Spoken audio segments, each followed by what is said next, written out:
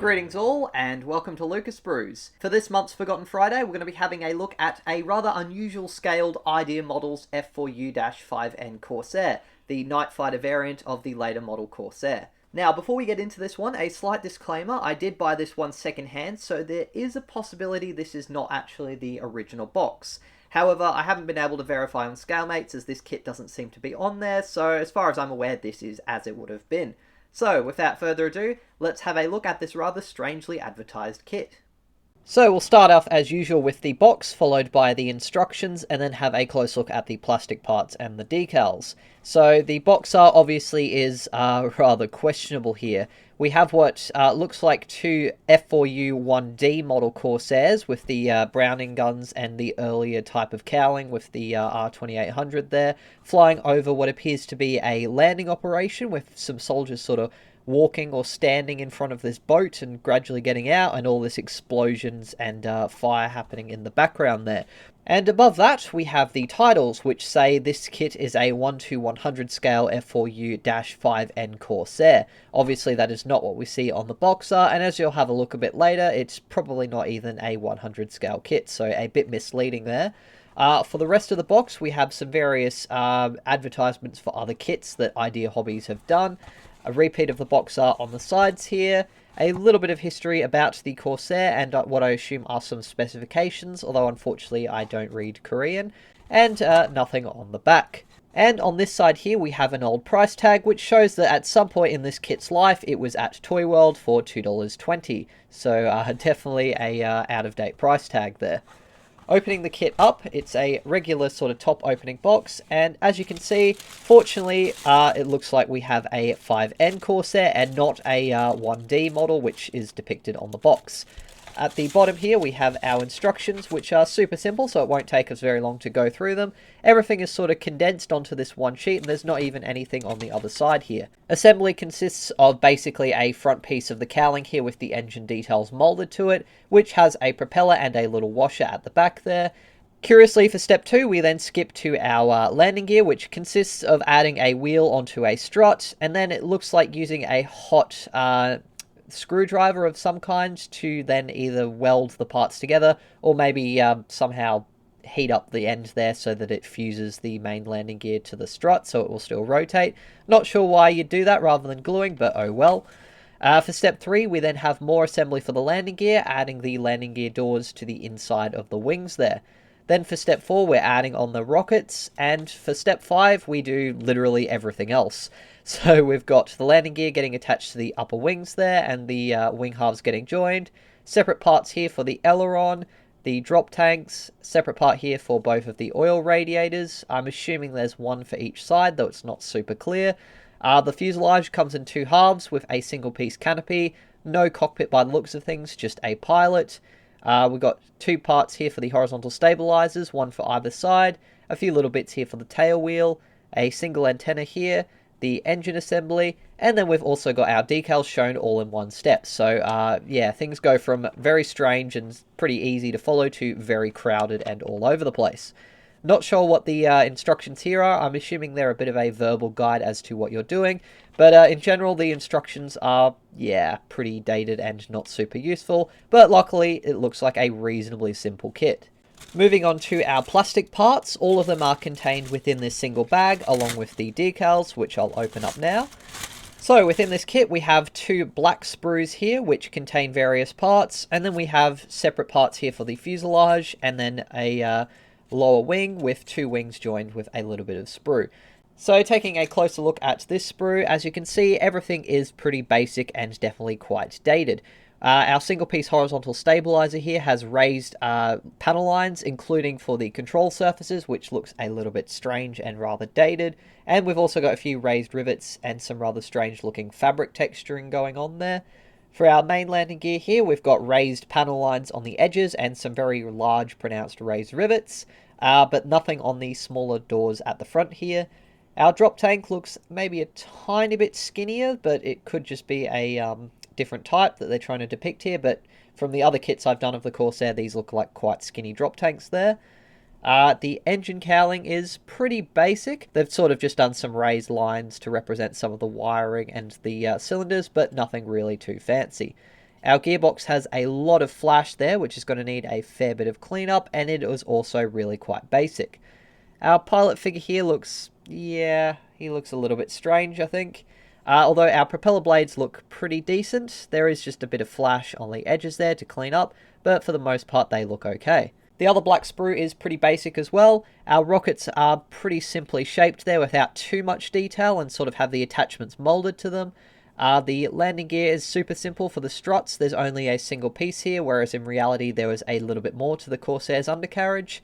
The wheels, pretty basic. There's sort of a raised pattern here for the outside of the hub. Not too much going on with our tail wheel either. It's super basic, although they have tried to do a little bit of detail for some of the strut work there. The tail wheel doors are pretty thick and otherwise lacking in any detail. We've got, I believe, our pitot tube here, which doesn't look too bad, along with a rather large antenna. And then this appears to be our washer that sort of holds the propellers to the front part of the engine cowling. The details on the radiators are all raised, and on this one it's quite badly distorted. There appears to have been a little bit of damage to the tooling, so they don't look too great. The radar pod here looks pretty decent. There's not too much detail to it, so yeah, nothing too much going on there either. Our two fuselage halves are pretty similar. They've all got raised panel lines, except what looks like the rudder. It might have a bit of a recess to it, but it also has a raised edge though. The fabric detailing is a little bit better on the tail, but still very, very crude. We've got our metal trim tab there, again with some very large overdone raised rivets. The canopy appears to be partially moulded to the aircraft's fuselage with the edge of it visible there, so you won't be able to have it in the open position. Not that you could anyways, because I believe our clear part, which is also here, is a single piece, and as you can see, rather thick and pretty basic. It's quite curved, so it looks like it's probably also from the earlier style of Corsair rather than the later one where everything got a little bit flatter, so a little bit inaccurate for this kit. We've also got a lot of raised rivet detailing around the front parts of the fuselage there and on the upper surface here, and we've also got raised panel lines depicting the cow flaps, which looks a little bit strange. There is actually a recess behind the cow flaps, which doesn't look too bad, but the rest of the kit is all raised. We've got a few little hatches and access details there, although they don't seem too accurate to me, as I think that the Corsairs would have had small footwells there rather than these large square panels. And there's nothing really on the inside of the aircraft, basically just a small spot to glue the pilot to, and they've done a little bit for the instrument panel, just a little plastic wall there, otherwise super basic. Finally, we come to our wings, which are the last of the plastic parts to have a look at, and as you can see, it's all once again raised panel lines with some rather large raised rivets, although they are a little bit more subtle in some places. Our flaps once again have large raised edges there, which look a little bit strange, and we do have the 20mm cannons, which look a little bit large, but a interesting feature. Although unfortunately it appears we have the fabric texturing replicated, and I do believe that the 5 model of the Corsair switched to metal wings, though I could be mistaken and maybe some of the earlier ones did have fabric wings. Otherwise though, they generally look okay. They should also, I believe, have the footwell in the flap there for the 5 model, but I could be again mistaken. I'm not an expert on the Corsair, but in general they do look reasonably like a Corsair's wings, just probably not quite correct for this variant. So curiously, the box mentions that this is a 1:100 scale kit of the F4U-5N. So I've got the sprues from the Tamiya Corsair, which I haven't started building yet, but I've previously done an inbox review of, and as you can see, the kit's fuselage and tail look pretty similar in size to the Tamiya kits, and I'm assuming most people would say the Tamiya kit is accurate for this scale. So it looks more like this is a 1:72 scale kit that's for some strange reason advertised as 1:100. We can also compare the wings, and as you can see, definitely a lot closer to 1/72 scale than they are to 1:100. Although obviously not as detailed as the Tamiya Corsair, they're pretty close in terms of general shaping and size. The last thing we have to look at are, of course, the decals. Not that there's really too much to see at all. In fact, some of the text is so similar to the backing paper color, it's actually really hard to read. But we do have decals here for either the Marines, or I think that's it. So we've got 49-RM, which is some sort of number and I believe unit. And then we've got some rather curious looking roundels there that are a little bit of a strange blue and a rather strange shape, and pretty poorly done. And we have a skull and crossbones that look very cursed, and I'm not sure if they're actually too accurate. So I definitely won't be using the decals in this kit, and either finding some spares in the stash or printing my own via laser decal shark like I did with the Revell Corsair. So yeah, not particularly useful, and probably wouldn't recommend using them if you can help it. So that wraps up our rather brief look at the Idea Plastic Model Company's 1:100 scale F4U-5N Corsair.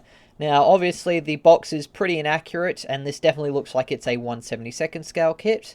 Despite my best efforts, I couldn't actually find it anywhere on ScaleMates, so I have no idea how old this kit is, what its background is, and whether or not it's originally from Idea Models, or if it's from a different brand that they've reissued at some point. If anyone knows where the tooling looks like it came from, if it is from another kit, then be sure to let me know, or if you have an idea for the age. But in general, it looks like it's probably one of the more older and basic Corsair kits out there. And unless you're really desperate for a 5N model from this kit, then yeah, I'd say you're a lot better off converting what's already out there if you can't find a 1/72nd scale 5N as it is. So this is probably one of those kits that I'm going to do at some point, but a fair bit of modifying is going to be required to get it up to a standard that I'm happy with. I've already kind of got a cockpit designed for the 4 model of Corsair, so I'll probably adapt it to make it for the 5N. I'm assuming there'd be some sort of radar sight, and otherwise it'd be pretty similar to the Dash 4. The landing gear, probably going to replace that as well, and the engine I'm very tempted to because it does look pretty basic. And as for the canopy framework, it's a bit tricky because it's sort of integral to the fuselage and would be very tricky to remove. But I do have spare canopies, or I could vacuform them from the Revell kit, which is a little bit more accurately shaped. But that's for a future video at some point, but I hope you guys have enjoyed having a look at this falsely advertised kit. Thank you very much for watching this video. I do hope you enjoyed it and got something out of it. If you did, please be sure to leave a like and subscribe to the channel, and feel free to leave your thoughts on this rather unusual kit in the comments below. A massive shout out to my wonderful patrons for helping me to fund not only buying these kits, but also the time I spend making these videos, so without you guys it wouldn't be possible. If you want to help support my channel and my projects, I'll leave links to my Cults, eBay and Patreon pages in the description below. Now, I know we've been covering a lot of Corsair inbox reviews and build videos of late, so don't worry, there will be some different types coming, and I've got something special lined up for next month's Forgotten Friday, so be sure to stay tuned for that one. But otherwise, until the next video, as always, take care and model on.